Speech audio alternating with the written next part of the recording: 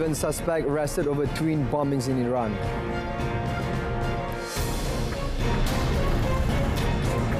UN warns Gaza now uninhabitable as fighting rages on.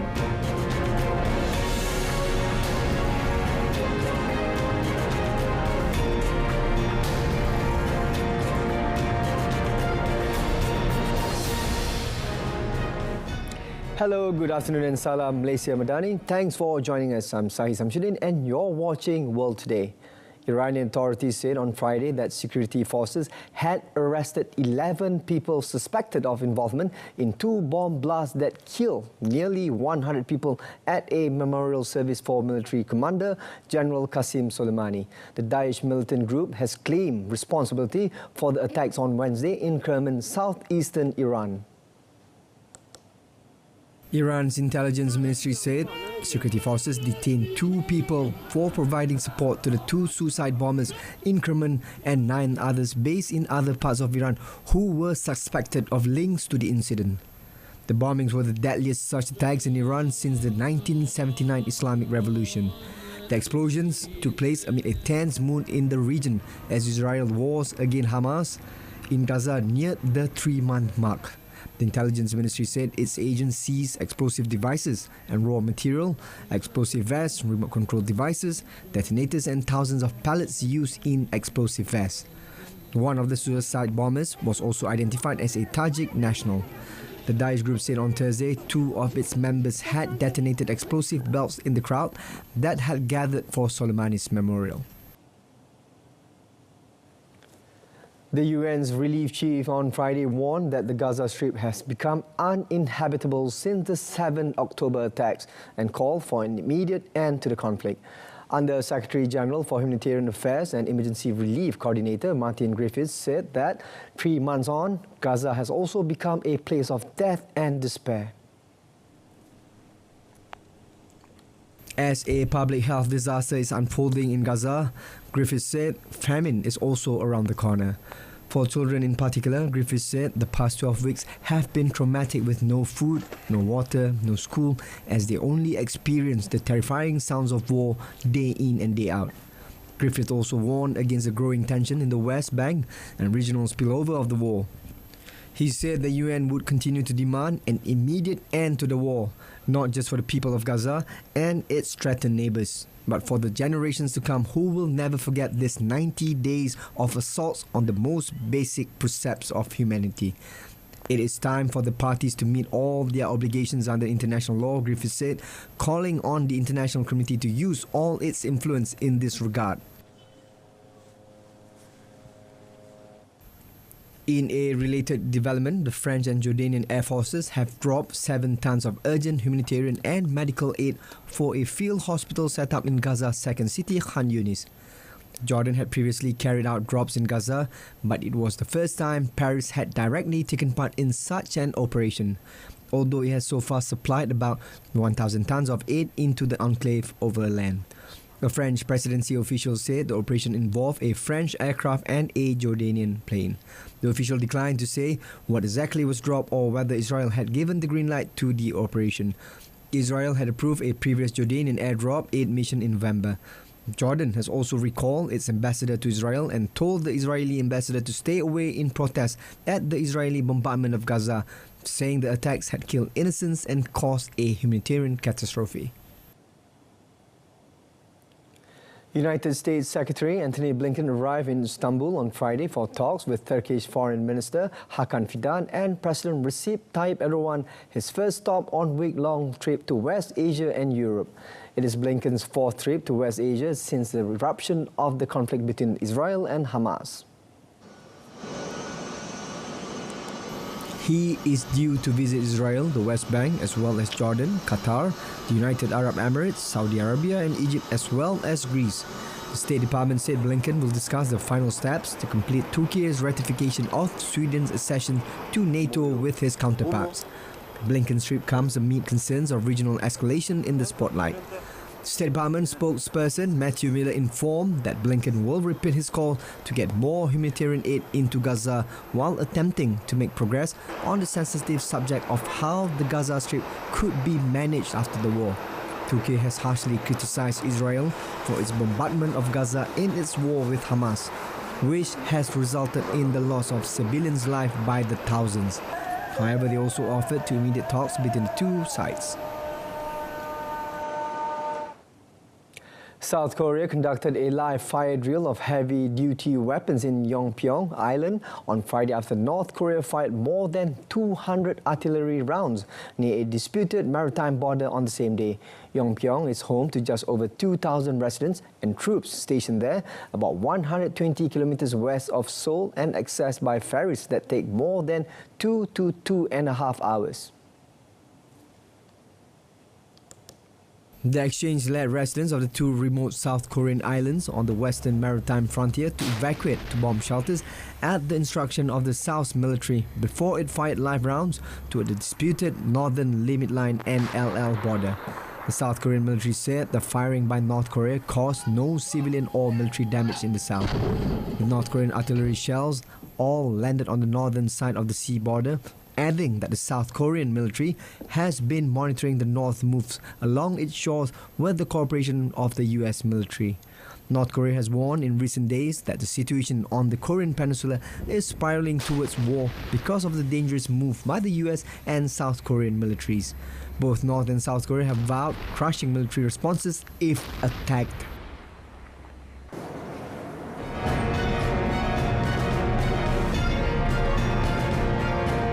Coming up next, at least 5 killed in Bangladesh train fire.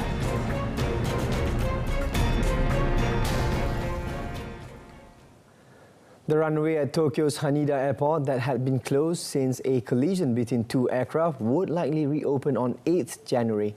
Japanese Transport Minister Tetsuo Saito said crews at the airport, one of the world's busiest, began clearing the charred wreckage of a Japan Airlines JAL plane from the runway on Friday as an investigation into the cause of the deadly accident continues.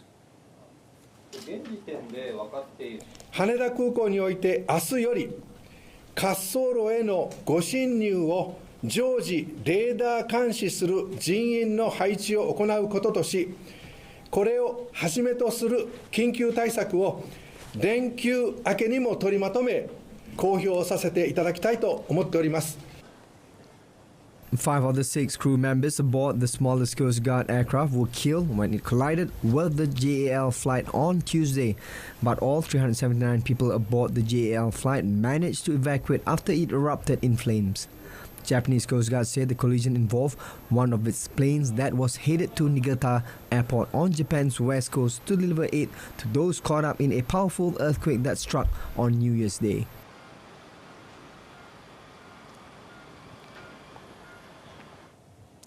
At least 5 people were killed and numerous others injured in Bangladesh after a passenger train caught fire in a suspected arson attack on Friday. The incident adds to a tense environment in the country in advance of Sunday's elections, which the opposition is seeking to boycott and disrupt with a general strike. Fire Service Officer Rajibul Hassan said that at about 9 p.m. local time, at least 4 coaches caught fire on the Benapole Express, which was arriving in the capital Dhaka from the western city of Jessore. Residents initially tried to put the fire out before 7 fire engines joined the extinguishing efforts. Rakjipul said it took nearly 2 hours to douse the blaze. Chief of Dhaka Metropolitan Police Anwar Hussain described the incident as act of planned sabotage to create panic among the citizens before the elections. Bangladesh has frequently experienced violence surrounding elections, and Sunday's voting comes amid an increasingly polarized political culture led by 2 powerful women, current Prime Minister Sheikh Hasina and former Prime Minister Khalida Zia, and opposition leader currently under house arrest. The Indian Navy on Friday rescued the crew of a merchant vessel after its attempted hijack in the Arabian Sea and said it had not found any pirates on board. An Indian Navy warship had intercepted the Liberian flag MV Lila Norfolk bulk carrier less than a day after it received a report that the vessel had been hijacked about 460 nautical miles off Somalia. According to a report received by the United Kingdom Maritime Trade Operations UKMTO agency, about 5 to 6 armed people boarded the vessel on Thursday, which said the ship's crew had gathered in the ship's citadel. The Navy said all 21 crew on board, including 15 Indians, had been evacuated and a warship was helping to restore power so the vessel can resume its voyage. The Navy said its forces were carrying out sanitization operation on the ship less than a day after they received a hijacking distress call from its location off Somalia's coast in the northern Arabian Sea. The vessel was destined for Khalifa bin Salman in Bahrain, according to British maritime security firm Embraer. It was not immediately clear what the vessel was carrying. A former Colorado police officer was sentenced on Friday to 14 months in jail for his role in the 2019 killing of Elijah McLean, a young man who was not suspected of any crime when police roughly restrained him and paramedics injected him with a powerful sedative. Former Aurora police officer Randy Rudima, 41, who faced up to 3 years in prison, was found guilty by a jury in October of criminally negligent homicide and third-degree assault. The same jury found fellow police officer Jason Rosenblatt, 35, not guilty in a joint trial. Judge Mark Warner sentenced Rudima to 14 months in jail for the third-degree assault conviction. He also ordered 4 years probation and 90 days incarceration to be served concurrently with the assault sentence for criminally negligent homicide. Rudima was not immediately taken into custody. He has until March 22nd to turn himself into the Adams County Jail. Rudima expressed his condolences to the McLean family in court on Friday. He did not apologize for Elijah McLean's death and said he took the actions he did because he was following his training. The United States Supreme Court on Friday agreed to hear Donald Trump's appeal of a judicial decision barring the former president from the state's Republican primary ballot, taking up a politically explosive case with major implications for the 2024 presidential election. At issue is the Colorado Supreme Court's 19 December ruling disqualifying Trump from the state's Republican primary ballot based on language in the U.S. Constitution's 14th Amendment for engaging in insurrection involving the attack by supporters on the U.S. Capitol in the year 2021. The justices took up the case with unusual speed. Trump, the frontrunner for his party's nomination to challenge Democratic President Joe Biden in the November election, filed his appeal on Wednesday. The justices indicated they would fast-track a decision, scheduling oral arguments for 8 February. The Colorado primary is scheduled for 5th March. Biden marked 3 years since the Capitol attacks with his first major campaign speech of the year, applying the heat on Trump. Biden vowed that he will make the defense, protection and preservation of democracy his central promise and suggested that a vote for Trump meant a vote for a dictatorship. North Macedonia's capital Skopje was blanketed in dense smog on Friday morning, ranked as the most polluted city in Europe according to air quality data.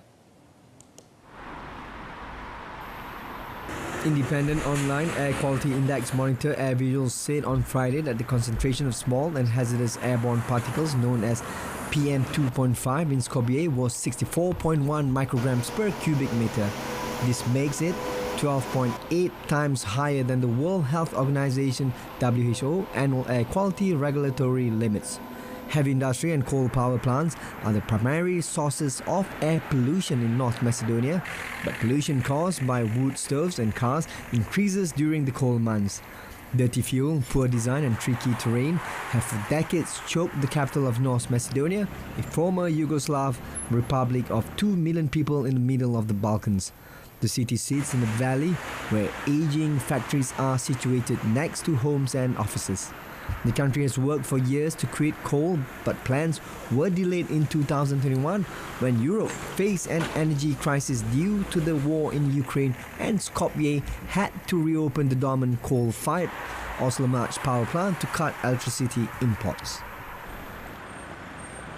Wolfgang Schäuble, who served as a member of the German parliament for over half a century, was laid to rest on Friday after he died aged 81 at the end of December, ending one of Germany's longest political careers.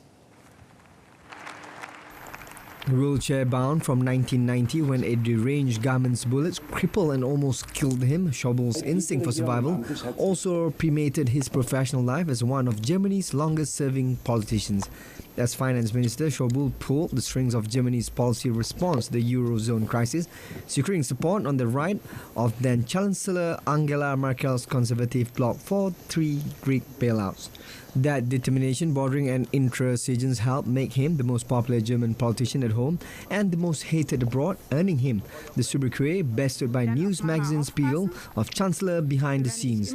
However, praise for his contributions came from across Europe, including from leaders in France, Slovakia, the Netherlands and Italy.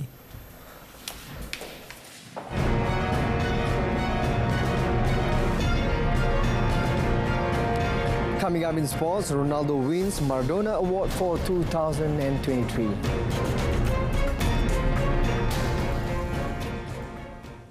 Neither Arsenal nor Liverpool would have preferred to play each other in the third round of the FA Cup, but the North London's club's manager, Mikel Arteta, hopes the incredible clash signals the start of another good run in the competition. Arteta won the FA Cup in his first season with Arsenal in 2020, beating Manchester City and Chelsea to lift the trophy and extend the club's record to 14 titles. Liverpool have won the cup 8 times. It was a great experience to win the first title the way we did it, and there is a big history between this competition and our club, and we have a big opportunity to start again and make a beautiful journey. The Spaniard said on Friday he expects another humdinger of a match against the Premier League leaders after the two sides played out a trailing 1-1 draw at Anfield just before Christmas. Although Arsenal were topped at Christmas, they have dropped to 4th in the table amid a slump in form. Liverpool manager Jurgen Klopp said his side will be without midfielder Dominic Szoboszlai for Sunday's clash after suffering a hamstring injury. The Hungary international will also miss the first leg of their League Cup semi-final against Fulham. Liverpool will also be missing Mohamed Salah as the attacker links up the Egypt squad for the Africa Cup of Nations. Do you want to play without Mo? No. But if you have to, then we always, and we had in the past we didn't have to do it that often, but we always find, I think, a way to get through these periods. And I'm pretty sure that we will find. But of course, we play Arsenal, so that at Arsenal you can lose with Mo Salah. So it's possible as well you lose without him. But in the moment we have a chance to win the game, so I think we should more think about that. Victor Roque ended months of waiting as he was finally presented as a Barcelona player after the teenager finalized his big money transfer from Atletico Paranense. The agreement to sign Roque from Atletico was reached in July for a reported 40 million euros plus 21 million in add-ons, with the player signing a 7-year contract. The Brazilian had landed in the early hours of the morning in Barcelona after making his debut against Las Palmas the night before, as Javi Hernandez's side scraped a 2-1 win over their 10-man opponents. Barcelona president John Laporta was not present at the event as he is still in Dubai resolving financial matters for the benefit of the club. Instead, it was Rafael Yuste, vice president for sport, with whom Victor Roque signed the contract on the Tito Villanova pitch at the Ciudad Deportiva. After posing for photos, they were joined by Deco, the club's sporting director. Yuste also credited Deco for his role in finalizing the deal, with the ex-footballer known to have been crucial in convincing the striker to join the La Liga champions.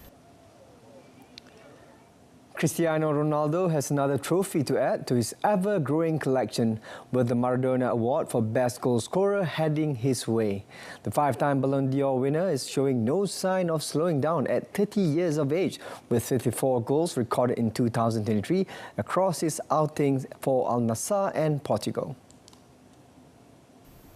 Nobody in the men's game can claim to have battered that haul, with the likes of Paris Saint-Germain forward Kylian Mbappe and Bayern Munich talisman Harry Kane scoring 52 goals, and Manchester City hotshot Erling Haaland with 50 goals left trailing in his wake. Ronaldo's remarkable exploits will be recognised at the Dubai Globe Soccer Awards 2023. with more honours making their way towards his mantelpiece. It could be a memorable night for the CR7 at the event, as he's also in the running for Best Men's Player, Best West Asia Player and Fans' Favourite Player at the glitzy ceremony that will be held at Atlantis The Palm on 19 January.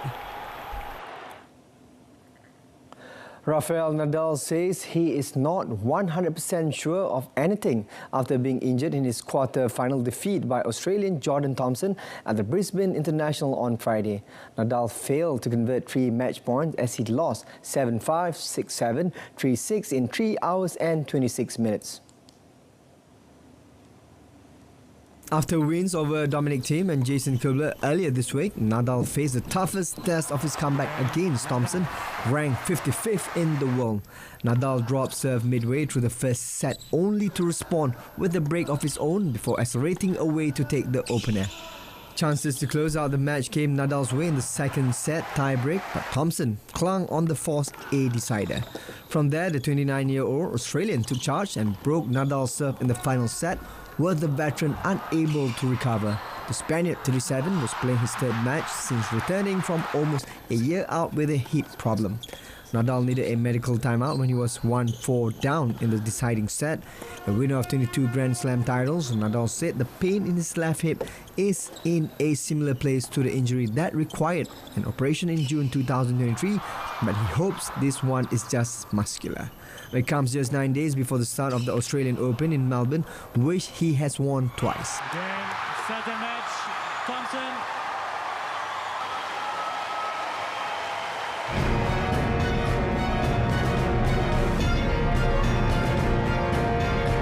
Up next in our offbeat segment, Spice Girls 30th anniversary celebrated in stamp collection.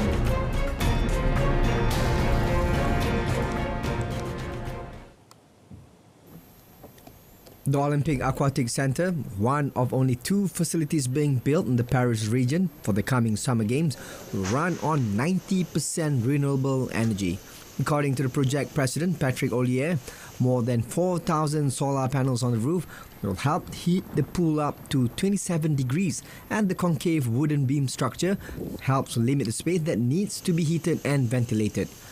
With 5,000 spectator places, 2,000 of which are removable, the site is expected to host the artistic swimming and diving events as well as the qualifying stages of the water polo tournament. The aquatic centre's pool was first filled with water in mid-December 2023.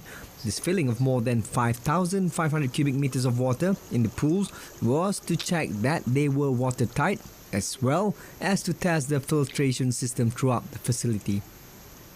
A second phase will take place in February when the tanks will be emptied and refilled. The site represents the most expensive structure of the Paris Olympics with a budget of 160 million euros. Its handover is expected to take place at the end of February after safety tests, as some minor works remains to be done on the site, such as painting and tiling. Britain's Royal Mail on Friday unveiled a commemorative stamp collection featuring photos of 90s Brit-pop group the Spice Girls, marking a historic first ever issue of stamps about a female pop group. The collection celebrates the 30th anniversary of the group's formation in 1994 and contains images of each member of the band alongside various photos from the band's performances around the world. In a press release accompanying the stamps, Royal Mail said the 15th special stamp marked the first time the postal company has dedicated an entire stamp issue to a female pop group. The Spice Girls become only the 6th music group to feature in a dedicated stamp issue, following on from the Beatles in 2007, Pink Floyd in 2016, Queen in 2020, the Rolling Stones in 2022 and Iron Maiden in 2023. Originally made up of 5 female members including Gary Halliwell, Melanie Brown, Victoria Beckham, Melanie Chisholm and Emma Bunton, the group scored 9 British #1 singles during their 6 years together. The 5 began to go separate ways in 1998, first with Halliwell's departure followed by Beckham, before the group disbanded completely in 2000.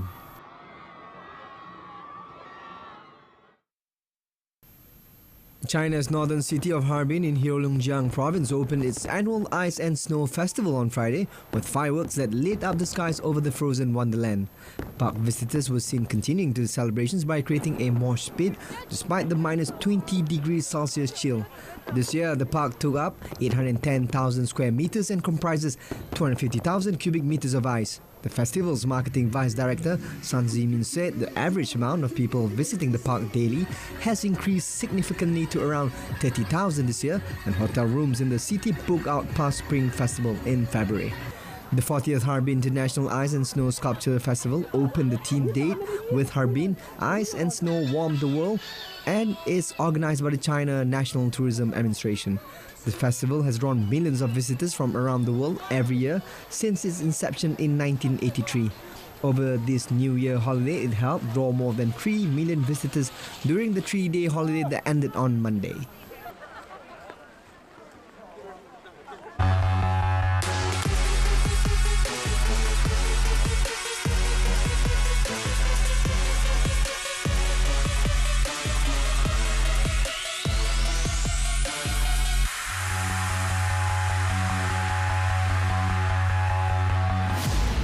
Minit tanpa henti. 76 minutes non-stop.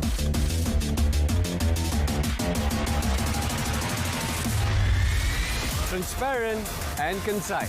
Paparan komprehensif, ringkas dan padat. Saksikan Kanta 744, 7.44 malam. Berita perdana 8 malam. Malaysia Tonight, 8:30 p.m.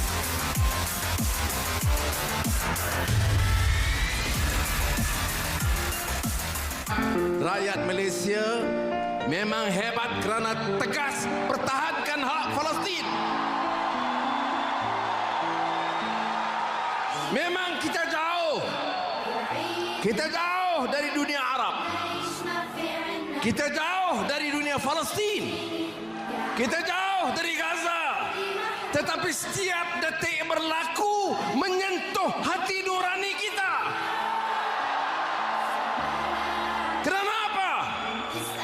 Karena kita tahu dan faham arti manusiawi, arti ihsan, arti kemanusiaan, dan lebih penting, arti keadilan melawan kezaliman Israel.